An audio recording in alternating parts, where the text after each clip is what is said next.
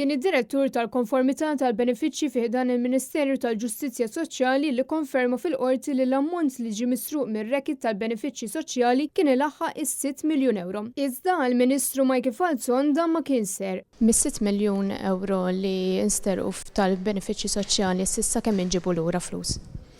Ara li tuża l-kelma nsterqu l-ewwel nett huwa disrispett tajjeb. Meta tlieta kemm mistoqsi kemm mill-ammont totali li ġew misruqa diġà ġew irritornati lura ant il-poplu Malti Mawġi, il-Ministru Falzon qal li s'issa ċifra ta' miljun euro nofs.